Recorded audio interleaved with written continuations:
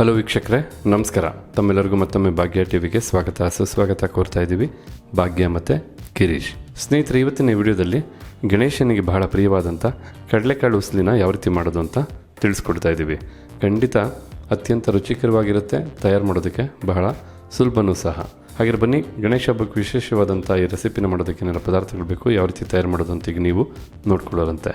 ಕಡಲೆಕಾಳಿನ ಉಸ್ಲಿ ಮಾಡೋದಕ್ಕೋಸ್ಕರ ಅರ್ಧ ಕಪ್ ಅಳತೆಯ ಕಡಲೆಕಾಳನ್ನು ತೊಗೊಂಡಿರ್ತಕ್ಕಂಥದ್ದು. ಈಗ ಇದನ್ನು 8 ರಿಂದ 10 ಗಂಟೆಗಳ ಕಾಲ ನೀರಲ್ಲಿ ನೆನೆಸಬೇಕಾಗತ್ತೆ.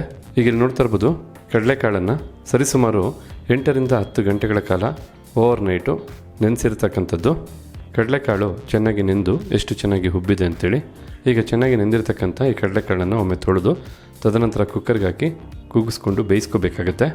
ಈಗ ಒಂದು ಕುಕ್ಕರ್ಗೆ ನೀಟಾಗಿ ನೆಂದು ಹಾಗೆ ಒಮ್ಮೆ ನೀಟಾಗಿ ತೊಳೆದಿರ್ತಕ್ಕಂಥ ಕಡಲೆಕಾಳನ್ನು ಹಾಕಿ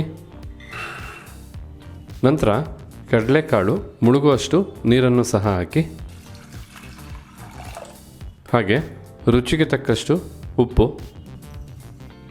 ಈಗ ನೀರು, ಉಪ್ಪು, ಕಡಲೆಕಾಳೆಲ್ಲ ಚೆನ್ನಾಗಿ ಬೆರೆಯೋ ಹಾಗೆ ಒಮ್ಮೆ ಲೈಟಾಗಿ ಮಿಕ್ಸ್ ಮಾಡಿಕೊಂಡು ನಂತರ ಕುಕ್ಕರ್ ಲಿಡ್ಡನ್ನು ಮುಚ್ಚಿ 3 ವಿಸಲು ಕೂಗಿಸ್ಕೋಬೇಕಾಗತ್ತೆ.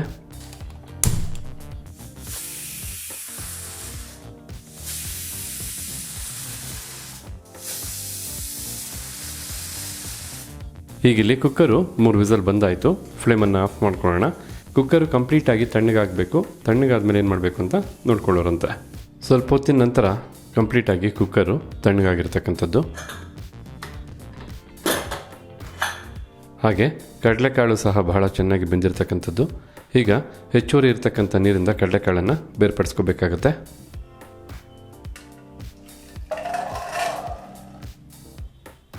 ಈಗ ಈ ಕಡಲೆಕಾಳು ಉಸ್ಲಿಗೆ ಬೇಕಾದಂಥ ಮಸಾಲಾನ ಸಿದ್ಧ ಮಾಡ್ಕೋಬೇಕಾಗತ್ತೆ.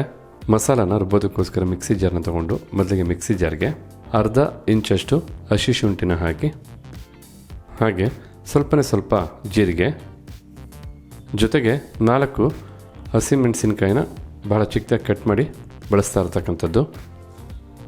ಎಲ್ಲ ಪದಾರ್ಥಗಳ ಜೊತೆಗೇ ಸ್ವಲ್ಪ ಕರಿಬೇವಿನ ಸೊಪ್ಪನ್ನು ಹಾಕಿ ಹಾಗೆ 1 ರಿಂದ 2 ಟೇಬಲ್ ಸ್ಪೂನಷ್ಟು ನೀರನ್ನು ಸಹ ಹಾಕಿ ಈಗ ಇದನ್ನು ಸ್ವಲ್ಪ ತರ್ತರಿಯಾಗಿ ರುಬ್ಕೊಬೇಕಾಗತ್ತೆ.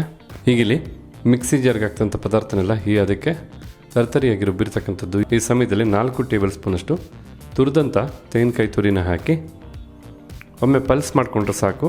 ಮೊದಲೇ ರುಬ್ಬಿದಂಥ ಮಸಾಲ ಜೊತೆ ಈ ತೆಂಗಿನಕಾಯಿ ತುರಿನೂ ಚೆನ್ನಾಗಿ ಬೆರೆಯುತ್ತೆ. ತೆಂಗಿನಕಾಯಿ ತುರಿನೂ ಹಾಕಿ ಒಮ್ಮೆ ಪಲ್ಸ್ ಮಾಡಾಯಿತು. ಜಸ್ಟ್ ಎಲ್ಲ ಮಸಾಲ ಪದಾರ್ಥಗಳು ಚೆನ್ನಾಗಿ ಬೆರೆತಿರ್ತಕ್ಕಂಥದ್ದು ನೋಡ್ತಾ ಇರ್ಬೋದು. ಬಹಳ ತರ್ತರಿಯಾಗಿ ಈ ಒಂದು ಮಸಾಲ ಪೇಸ್ಟು ಸಿದ್ಧವಾಗಿರ್ತಕ್ಕಂಥದ್ದು. ನಂತರ ಹೀಗಿಲ್ಲಿ ಒಂದು ಕಡಲೆಕಾಳು ಉಸ್ಲಿಗೆ ಬೇಕಾದಂಥ ಒಗ್ಗರಣೆ ಮಾಡೋದಕ್ಕೋಸ್ಕರ ಮೊದಲಿಗೆ ಒಂದು ಬಾಣಲಿನ ಬಿಸಿ ಮಾಡಿಕೊಂಡು ಬಿಸಿಯಾದಂಥ ಬಾಣಲಿಗೆ 2 ಟೇಬಲ್ ಸ್ಪೂನಷ್ಟು ಎಣ್ಣೆನ ಹಾಕಿ ಎಣ್ಣೆನ ಬಿಸಿ ಮಾಡ್ಕೊಳ್ಳೋಣ. ನಾವಿಲ್ಲಿ ನಮ್ಮ ಅಡುಗೆಗಳಲ್ಲಿ ಸನ್ಪ್ಯೂರ್ ಅವರ ಫಿಸಿಕಲಿ ರಿಫೈನ್ಡ್ ಸನ್ಫ್ಲವರ್ ಆಯಿಲನ್ನು ಬಳಸ್ತಾ ಇರ್ತಕ್ಕಂಥದ್ದು. ಏಕೆಂದರೆ ಈ ಎಣ್ಣೆಯಲ್ಲಿ ರಿಚ್ ಆಗಿರ್ತಕ್ಕಂಥ ವೈಟಮಿನ್ಸ್ A, D, E ಹೇರಳವಾಗಿದೆ. ಹಾಗೆ ಈ ಎಣ್ಣೆಯಲ್ಲಿ ಯಾವುದೇ ರೀತಿಯಾದಂಥ ಕೆಮಿಕಲ್ಸ್ ಇಲ್ಲ, ಹೆಚ್ಚು ಕೊಲೆಸ್ಟ್ರಾಲ್ ಅಂಶ ಸಹ ಇರೋದಿಲ್ಲ.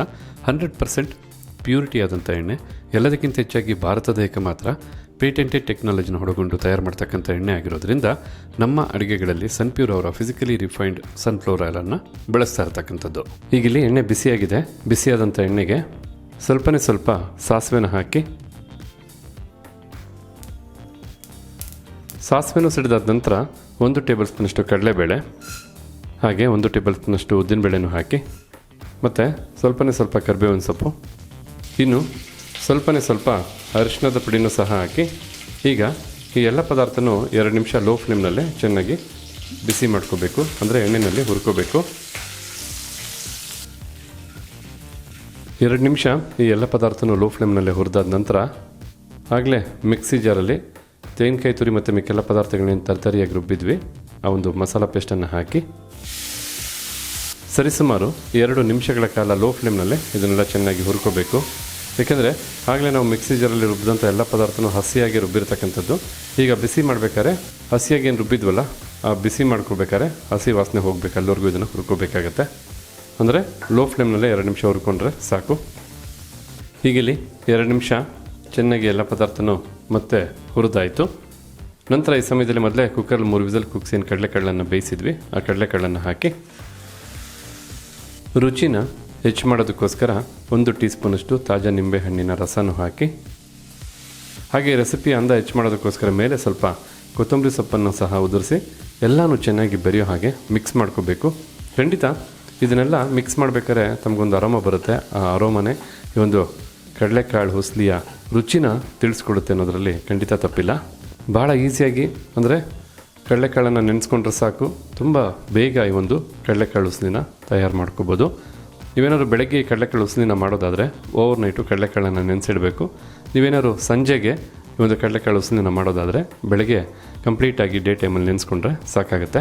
ಈಗ ಫ್ಲೇಮನ್ನು ಆಫ್ ಮಾಡ್ಕೊಳ್ಳೋಣ. ಫ್ಲೇಮನ್ನು ಆಫ್ ಮಾಡಿದ ನಂತರ ನೋಡ್ತಾ ಇರ್ಬೋದು, ನೋಡೋದಕ್ಕೆ ಭಾಳ ಚೆನ್ನಾಗಿರ್ತಕ್ಕಂಥ, ಬಿಸಿ ಬಿಸಿಯಾಗಿರ್ತಕ್ಕಂಥ, ತಿನ್ನೋದಕ್ಕೆ ಬಹಳ ರುಚಿ ಇರ್ತಕ್ಕಂಥ, ಎಲ್ಲದಕ್ಕಿಂತ ಹೆಚ್ಚಾಗಿ ಒಳ್ಳೆ ಅರೋಮ ಇರ್ತಕ್ಕಂಥ, ಹಾಗೆ ದೇವರ ನೈವೇದ್ಯಕ್ಕಾಗ್ಬೋದು ಅಥವಾ ಬಂದೋರಂಥವ್ರಿಗೆ ಕೊಡ್ತಕ್ಕಂಥ ಪ್ರಸಾದಕ್ಕಾಗ್ಬೋದು ಬಹಳ ಯೋಗ್ಯವಾಗಿರ್ತಕ್ಕಂಥ ಕಡಲೆಕಾಳು ಹುಸ್ಲಿ ತುಂಬ ಚೆನ್ನಾಗಿ ಸಿದ್ಧವಾಗಿರ್ತಕ್ಕಂಥದ್ದು. ಹಾಗಿದ್ರೆ ನೋಡ್ಕೊಂಡ್ರಲ್ಲ ವೀಕ್ಷಕರೇ, ಯಾವ ರೀತಿಯಾಗಿ ಕಡಲೆಕಾಳು ಹುಸ್ಲಿನ ಬಹಳ ಸುಲಭವಾಗಿ ಅಷ್ಟೇ ನೀಟಾಗಿ ತಯಾರು ಮಾಡ್ಬೋದು ಅಂತ. ಖಂಡಿತ ಇವತ್ತಿನ ಈ ವಿಡಿಯೋದಲ್ಲಿ ನಾವು ಮಾಡಿ ತಿಳಿಸಿದಂಥ ಕಡಲೆಕಾಳು ಹುಸ್ಲಿ ತಮಗೆಲ್ಲರಿಗೂ ಇಷ್ಟ ಆಗಿದೆ ಅಂತ ತಿಳ್ಕೊಂಡಿದ್ದೀವಿ. ಇಷ್ಟ ಆಗಿದರೆ ತಮ್ಮ ಅನಿಸಿಕೆ ಅಭಿಪ್ರಾಯನ ತಿಳಿಸೋದನ್ನು ಮರಿಬೇಡಿ. ಎಲ್ಲದಕ್ಕಿಂತ ಹೆಚ್ಚಾಗಿ ಈ ವಿಡಿಯೋನ ಮತ್ತೊಬ್ಬರಿಗೂ ಹೆಲ್ಪ್ ಆಗೋ ಹಾಗೆ ಶೇರ್ ಮಾಡಿ ಅಂತ ಹೇಳ್ತಾ ತಮಗೆಲ್ಲರಿಗೂ ಧನ್ಯವಾದನ ತಿಳಿಸ್ತಾ ಇದ್ದೀವಿ. ಮತ್ತೊಂದು ಹೊಸ ವಿಡಿಯೋದಲ್ಲಿ ಹೊಸ ರೆಸಿಪಿ ಜೊತೆ ತಮ್ಮನ್ನು ಭೇಟಿ ಮಾಡ್ತೀವಿ. ಅಲ್ಲಿವರೆಗೂ ನಮಸ್ಕಾರ ವೀಕ್ಷಕರೇ.